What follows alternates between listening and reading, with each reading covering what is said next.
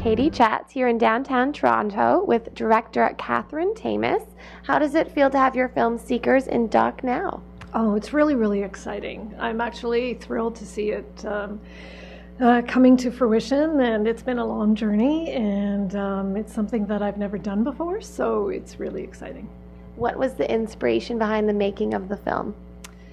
The inspiration was really, I guess, a sense that I had that there was a lot of people around me seeking change. They were looking at the world in the sense that, you know, economically, politically, environmentally, we're constantly bombarded by everything that's going wrong.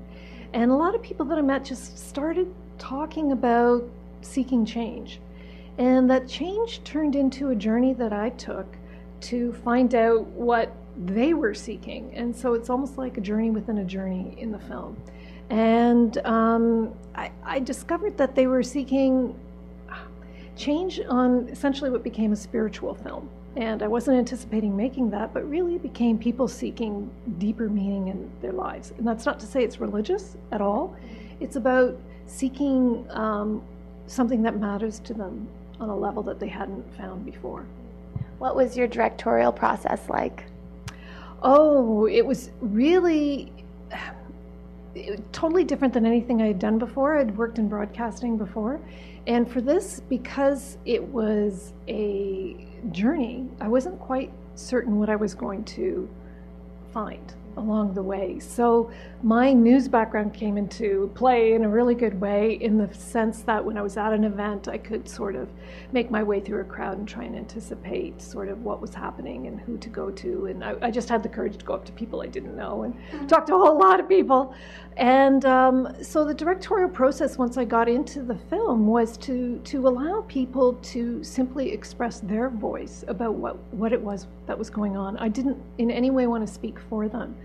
And so it was about hearing what they had to say about their personal journeys and struggles, as well as many of the teachers that I found who they were listening to about what it is that they had to say about how things can get better. How did you find your subjects? Oh, research. And just plain, yeah, I found them by research. I had come across one man in my research, Lee Standing Bear Moore, who had written an article on consciousness that I happened to come across, and we subsequently talked for quite a while on the phone over a course of 3 months about different things that he was doing in terms of trying to invite people together for an event called The Moment to have people raise global consciousness. And I ended up going down to Arkansas and meeting him and spending time with him and then beginning to film. And also had come across another grouping called the Wake Up Festival. Grouping is the wrong word, but it was a festival that was being organized. It was an inaugural festival in the Colorado Rocky Mountains, which was beautiful.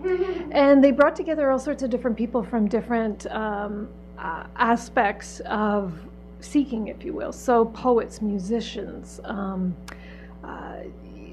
neuroscientists. So those aspects come into my film as well. What is the importance of seeking any source of meaning in one's life? That's the question. It's a loaded question. It's a really loaded question. I mean, people seek meaning because it's actually goes back to beginning of time. I think people have always wondered, you know, the ultimate question: what are we here to do, and what is life really about? And you know, one would think that it's only the people that, as you get older, ask those questions, and you'd be surprised at how many young people were also at these conferences. You know, and I think for them as well, it was a sense of disillusionment and wondering, you know, we've got to change what we're doing in order to have a healthier and better world. So, you know, there's a real aspect of love that comes through in the film, and an aspect of peace, and people seeking both of those things, and just wanting the world to be a better place. So. And what types of projects do you hope to develop in the future?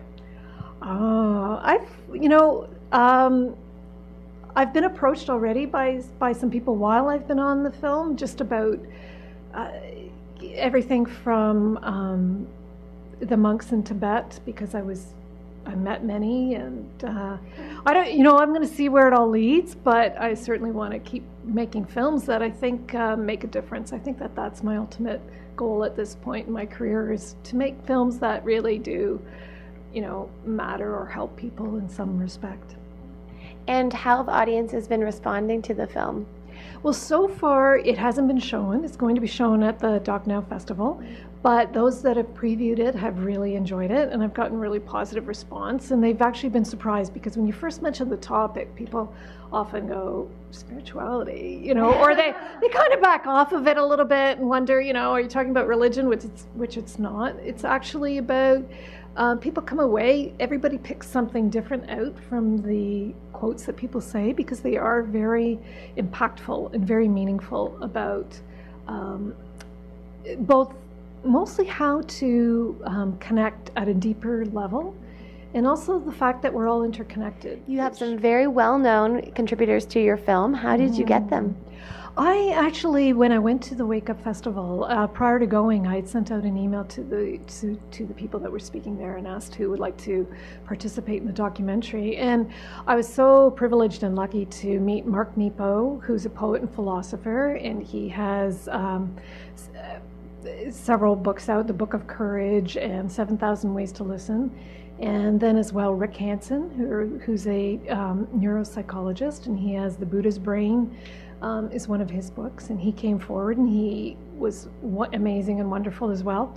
And Sandra Ingerman responded too, and she is someone who has taught shamanic journeying internationally for over 30 years. So it was wonderful to bring all of their aspects into the film and to really get insight from all these different aspects of where we can develop and become more interconnected and I guess find that deeper meaning in our lives.